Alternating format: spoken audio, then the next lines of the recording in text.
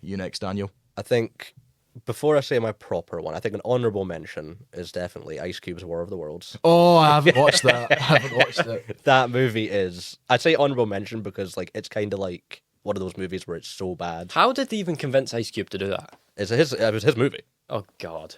Well, actually, Yeah. And Like- the director of the movie, good friends with P Diddy. Just thought I'd Yes, throw he that out there. is. Yes, he is. Oh my god, that movie was horrible. But worst movie for me of the year. I feel like I need to give it to. I don't know. Because now I'm thinking, because it's like, I think there was a lot of bad ones this year. To be honest, there's a lot of ones I could go through. War of the Worlds. I think Black Phone 2 was horrible. I hated Black Phone 2 so bad. I didn't think Black Phone 2 was like worst of the year material, but it wasn't good. It was it was kind of like Mid. Five Nights at Freddy's 2. I had a really good night. You know, like it was a fun movie, but I was just falling asleep during Black Phone 2. honestly, real. What did I say on the bus though? There was another movie I was talking about on the bus. I can't. yeah, remember. you did. It wasn't Captain America. It No, was. that was up there though. Again, Captain America, like, I'll be honest, I didn't hate it, but I didn't think it was They great. waste- either. they It was wasted Red literally- Hulk. I think they wasted. It was like, Captain America Brave New World to me was the equivalent of like a pot noodle for lunch. Like, you know what I mean? That It's makes yeah. so much sense. No, actually. it So just, it's not that I hate the pot noodle. It's not like the first time you have a pot noodle. It's like you've been eating pot noodles Yeah. every Saturday for lunch for the past 2 years. Yeah. And it's just the chicken pot noodle It's just again and boring. again and again. Like it's, you know, I felt like it was very 2D, but realistically, I think genuinely it's probably Until Dawn for me. Okay, sorry. So I was gonna see that movie with my friend, and I had just gotten the new Indiana Jones game. Fire. And Peak game. Yeah, I went. yeah. I literally walked into the screen for Until Dawn. Thankfully, I have Limitless. Like, Yeah, so yeah. I go free and all that. But I literally sat down in the screen, and I got a message from my friend. Oh, sorry, I can't come now. And I just went, all right. And I'm looking at the Odeon, the O's lighting up. Yeah. I'm looking at that, and I'm like, do I want to watch this or do I want to go home and play Indiana Jones? You would've played So Indiana I just watched out of the screen and played Indiana Jones Fair. instead of watching the movie. Troy Baker is Indiana Jones' peak. Like, genuinely, as a massive fan of the game, I grew up on that game. To like say it's part of the same world, make one character return, and then just make that character like the villain for some reason was fascinating. I played the game in preparation for the movie Nothing. because I thought the movie was going to be like the game. It's just like a time loop, which it doesn't even match because it's confusing because the entire point of the game is if you die, it's over. That character stays dead for the rest of the time. So to turn it on its head and go, oh no, if they die, they respawn. It doesn't make any sense. Like it doesn't make any sense to me. But I think it was a cash grab at the end of the day. And ironically, it 100%, yeah. flopped. Oh, it flopped. To be Yeah. fair, a lot of movies flopped this year. Thunderbolts, Sinners even flopped at the box office. Sinners didn't flop. No, it did. No, it didn't. I swear it did. It had a budget of $90 million. Okay, and but it it made like and it made 200. well over 300 million. I know, but it like was close to 400 million. It was amazing. it didn't make as much money as it should have though. Because like Sinners, I expected to make way less than it did. Honestly, I agree with that just because of the message around it.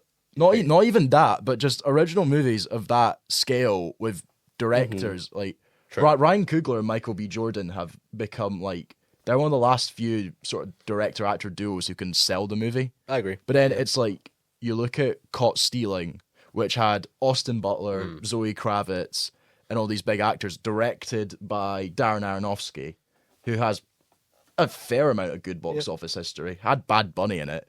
Like they can't sell a movie.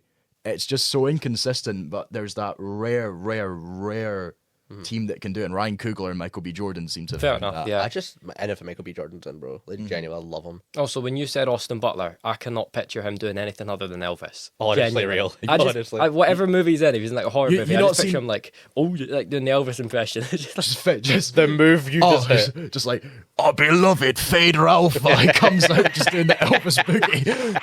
Everybody, Gladiators. let's rock. All right. Yeah, What's the worst movie of the year, Stuart?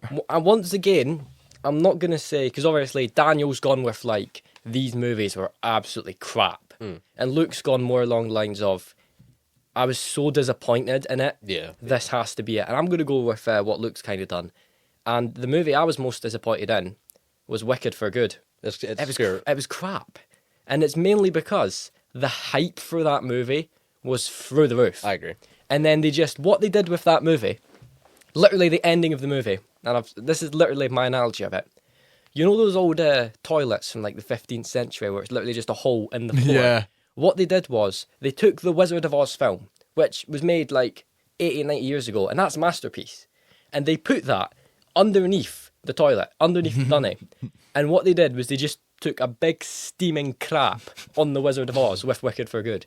They just ruined it. You know, Whatsoever. he dropped that bar in mid-game of FIFA last night. Damn, And it put me off my game for the rest of the night. That's actual creative as hell. The rest of the night, I couldn't do it, man. But like, it's the way.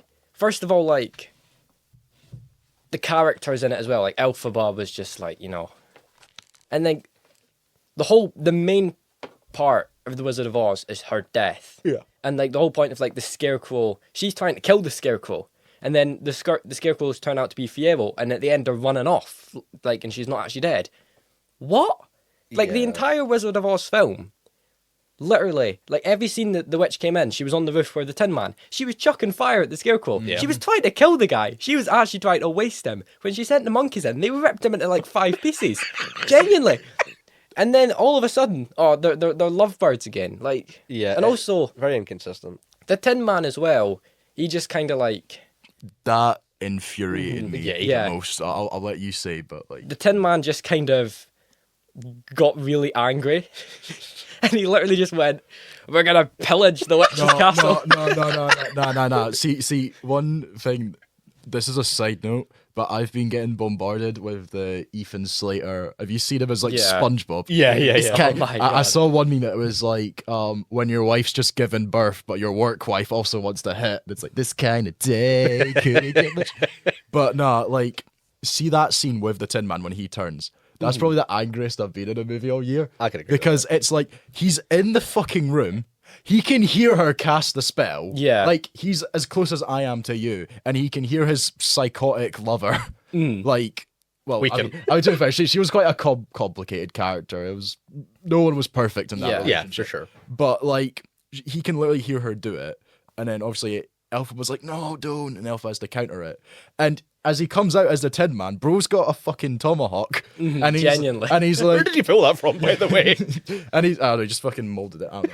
But like, he goes up to her, he's like, oh, what did you do to me? It wasn't me, it was Elphaba. Okay, turns around and just leaves. Like, you dumbass. Also as well, 2 other things. The lion's in it for about 2 seconds. Real. Genuinely. And like, so his character's just, he doesn't even have any development. Also, this, you know what I'm about to say, the scene with Glinda and Elphaba, when they're just like, they just start randomly scrapping, like with the sticks. Like, That was like, I'm watching the movie and I was like, I'm not thinking it's great. There were actual parts of it I was really enjoying, but like, overall, it wasn't coming together. And when the sister died, I thought, oh, this is when it's gonna get good. yeah. And then they meet up. It's like, yo, can you like let me mourn my dead sister? Like, she sounded like a bored teenager. Yeah. And then they just start like, yeah, they have like a wee, and I get like